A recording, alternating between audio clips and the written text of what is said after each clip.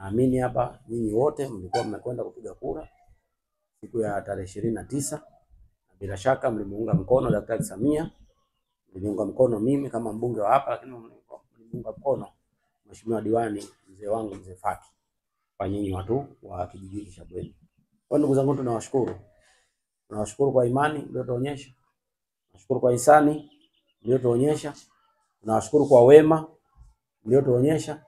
Na mimi ahadi yangu kwenu ni kuhakikisha kwamba tutafanya kazi bega kwa bega na nyinyi, tutashughulikia changamoto zinazotukabili, nitasimamia utekelezaji wa ilani, lakini nitasimamia utekelezaji wa miradi mbalimbali ya maendeleo, na kila nitakaloiona jema na zuri ambalo linahitajika kuja hapa Mafia, nitafanya kazi kuhakikisha kwamba hayo yote mema na mazuri yanakuja kwenye wilaya yetu kwa maslahi ya watu wa Mafia, lakini kwa maslahi ya Watanzania ambao watakuja kuishi hapa Mafia. Hiyo ndio commitment yangu kwenu. Na hiyo ndio shukrani yangu kwenu, kwa sababu naamini kabisa mmenichagua sio kwenda kulala usingizi wala sio kwenda kustarehe, bali ni kuhakikisha kwamba napambana na changamoto zinazotukabili za kila siku kwenye maeneo yetu ya kazi, lakini kwenye wilaya yetu na kwenye vijiji vyetu na kwenye kata zetu kwa ujumla. Kwa hiyo niwashukuru sasa, karibuni kwa yale machache ambayo tutakayokuwa nayo. Niwasikilize na mimi nitatengeneza TOR kwa maana terms of reference ya namna gani ya kwenda kufanya kazi. Sababu sisi ambao tunakaa vijijini huku, mema unatusaidia kwa vitu vingi sana. Kwa hiyo unakatika sana mara kwa mara. Hilo kwa naomba hilo fanye kazi. Lakini la pili ni miundombinu ya barabara. Sisi huku kuna baadhi ya taarifa, unajua serikali inafanya kazi muda wote, unaweza kupewa taarifa jioni utajika mjini. Lakini usiku inyesha mvua tu, kuna baadhi ya sehemu hapa unaweza kuchukua hata masaa mawili kufika mjini. Kwa kwangu ilikuwa ni hapo. Naitwa Imani Yasini Lipapala, ni afisa mtendaji wa kijiji cha Bweni. Mimi nilikuwa naomba jambo moja, tusaidie. Yalitokea mafuriko mwaka jana eneo la mafuriko eneo la kitongoji cha Mwapunda.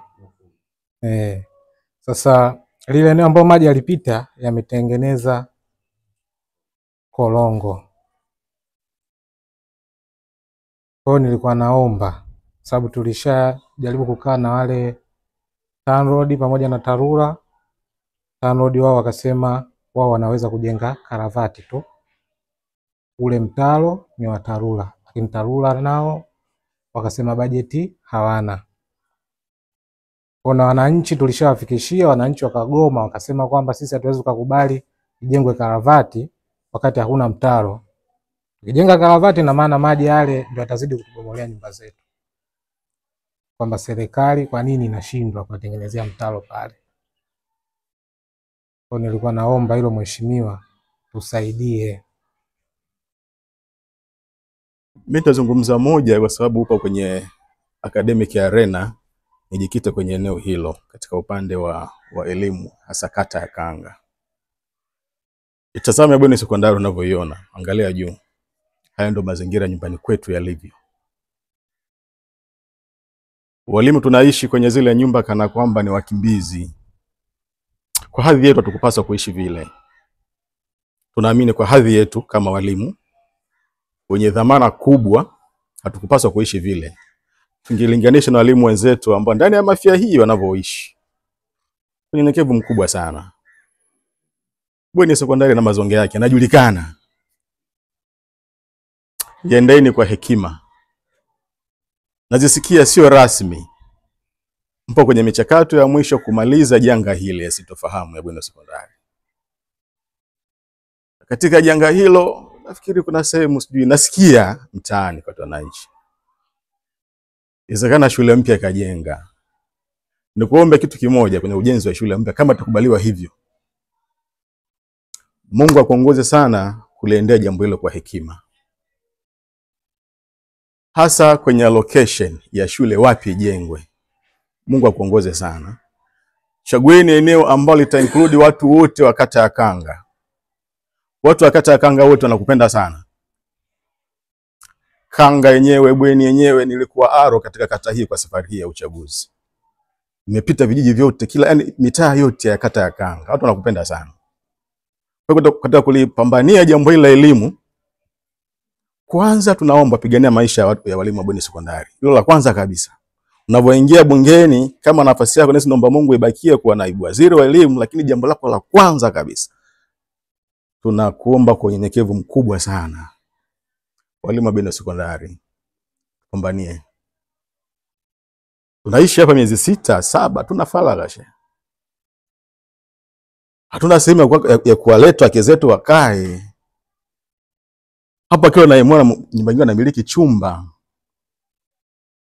Tazama umri wetu, kuna mtu akumiliki chumba hapa? Anapaswa amiliki nyumba. Mama akae pale, msaidizi akae pale, mtoto akae pale, lakini haiwezekani kwa bweni sekondari. Tunaishi kana kama tunatoka kesho. Mimi na miaka 10 niko hapa. Lakini tangu nije maisha ndo haya. Namiliki chumba, maisha yanaenda. Ukimleta mwenza siku ya kwanza pia sema siwezi, nahitaji faragha kama ni mama, nahitaji uhuru kwako. Unakosekana, hatuna nyumba za maana. Tunakuomba sana kwa unyenyekevu mkubwa sana, kwenye swala la elimu kata ya Kanga alichukulia kwa hekima kubwa. Kikubwa tusaidie. Tunaamini unaweza. Mpeleka shule ya Jibondo Jangwani kule. Kwa kata simple, kwa Kanga simple sana tunaamini. Kama hapa imeshindikana, tusiendelee kuvutana, mikono itachanika. Tusigombanie sana mnyororo. Chagueni sehemu tupelekeni. Tuboreshe.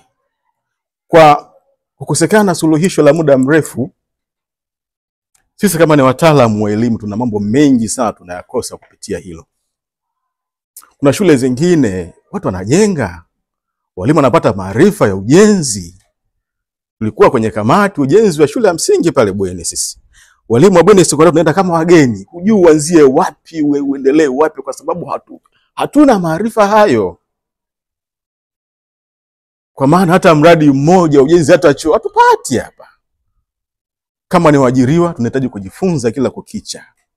Hujui kesho wapi. Tunahitaji kujifunza masuala ya ujenzi, masuala nini, kama walimu wenzetu Tanzania walivyo na knowledge nyingi. Nikuombe sana mheshimiwa. Tumekupambania. Unavyoona hapa tumesimama tumekaa hapa, walimu wote walikuwa wasimamizi wangu wa vituo kata ya Kanga. Diwani anajua. Katibu wake anajua wakata. Namna gani tumefanya kazi kwa ushirikiano, hata kurahisisha kazi ya Maharo ilikuwa rahisi sana. Kwa sababu tulikuwa na watu ambao na mapenzi sana upande wako.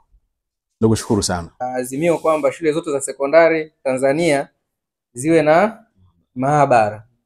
Lakini cha kushangaza, baada ya miaka 10, hii ni miongoni mwa shule pekee ambayo haina maabara. Tunashukuru mwaka huu tumeletewa walimu wapya 3, wote ni wa science. Lakini maabara hamna. Na imani niliwahi kulileta lile, lakini kama barua kwa mkurugenzi shazipeleka na nilipata mrejesho kwamba ameandikiwa mmiliki ambaye alikuwa ni Midef, lakini ni mwaka sasa tujapata mrejesho. Kwa na imani kwa kuongezea kwenye maelezo mengi ambayo ameeleza mwalimu wenzangu pale Isa Mkoyogole, maana yake liende sambamba na swala la maabara. Lakini kwa kuwa tunaenda tunaokoa muda, mimi nikushukuru pia, nitumie fursa hii kukushukuru kwa sababu wakati unaelekea mwishoni mwa kampeni zako ulifika hapa. Ulifika hapa na uliongea na sisi, ulikuwepo hapa na uliongea, ulinadi sera, lakini pia kutomba. Kwa uungwana hata baada ya kupita bado umekuja. Lakini kama haitoshi ulituita baleni. Na sisi hapa kwa asilimia kubwa tulijitokeza, tulienda tulikusikiliza. Kwa umekuwa, unajua sisi tumezoea kwamba zamani alikuwa anazoea baadhi ya wanasiasa anakuja tu kwenye kuomba kura, akishapata haumuoni, lakini umekuwa ni muungwana na umetupa kipaumbele cha kikubwa zaidi mwanzoni kabisa umekuja kutuona. Kwa hiyo tukushukuru sana na imani kwenye hilo ambalo mwalimu wenzangu amelizungumza ambalo linaenda sambamba na maabara, sehemu tofauti tofauti umekuwa ukilisemea kwamba wenda lipo katika hatua nzuri. Kwa hiyo tukuombe liwe kipaumbele ambalo liambatane na maabara. Inasikitisha sana muda mwingine watoto wetu tunashindwa kuandaa katika misingi ile, na ni Watanzania. Licha kwamba miundombinu hiyo ni Watanzania, na hii ina athari kubwa sana. Tumekuwa tukitengwa hata kwenye mgao wa baadhi ya vitu ambavyo vinatoka kwenye halmashauri. Unaweza kukuta vimekuja baadhi ya vifaa lese viti na vitu vingine bweni haviji au unakuta kuna fursa nzuri unaipata, bweni hauipati. Kwa hiyo nilikuwa na kuliongezea, lakini ambalo linaambatana na ya. Kwa baada ya kusema hao, nadhani kwa walimu kwa asilimia kubwa umetoshelezeka, basi naomba nirudishe kwa hapa sasa. Nimepokea ambayo sasa tunaenda kuijenga kwenye kiwango cha lami kwa kilomita zote 52. Lakini umeme, nafahamu kwamba umeme wetu kwa upande wa hapa Mafia mpaka leo tunategemea majenereta. Ukienda kuisoma ilani yetu ya Chama cha Mapinduzi 25-30 imeelekeza kwamba sasa tutaunganishwa kwenye gridi ya taifa. Utatoka umeme pale Mkuranga kupitia bandari yetu ya Kisiju. Kwa hiyo tutapiga marine cable kuunganishwa moja kwa moja mpaka kwenye power station yetu iliyopo pale Kilindoni. Kwa hiyo tunaamini katika kipindi kifupi hiki hayo yatakuwa ni mambo yangu makubwa mawili ya kwenda kuhakikisha kwamba tunaunganishwa na gridi ya taifa, lakini na barabara yetu hii inakwenda kujengwa kwa kiwango cha lami. Halikadhalika barabara zetu hizi za ndani ukiona kwenye bajeti yetu imekuwa ikiongezeka mwaka hadi mwaka. Mwaka 2020 mimi nilikuta bajeti ya barabara za TARURA milioni 600. Lakini as we speak tumeshafika bilioni 3. Lengo na dhamira ni kuhakikisha barabara zetu zote hizi za TANROADS na zile za TARURA kwamba tunakwenda kuziboresha kwa kiasi kikubwa. Kwa hiyo hapa ni kusimamia tu tuweze kuongeza budget, lakini tuweze kuongeza vile vile uwajibikaji, kwa maana zile kazi zifanyike kwenye kiwango ambacho kinachohitajika.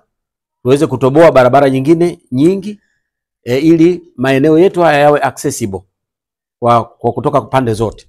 Na mtakumbuka 2020 barabara kutoka pale kuja huku ilikuwa haipo, lakini tumechonga katika kipindi kifupi. Kwa hiyo lengo ni kuhakikisha kwamba maeneo yote tunaweza tukafikia kwa njia kwa kutoka pande zote 4 za dunia. Kwa hiyo kama unataka kuja Bweni, basi usiwe na njia moja ya kuja Bweni. Kama unataka kuja kwa bahari, kama unataka kuja kwa barabara, basi vipo vipenyo vingi vya kuingilia na kutokea.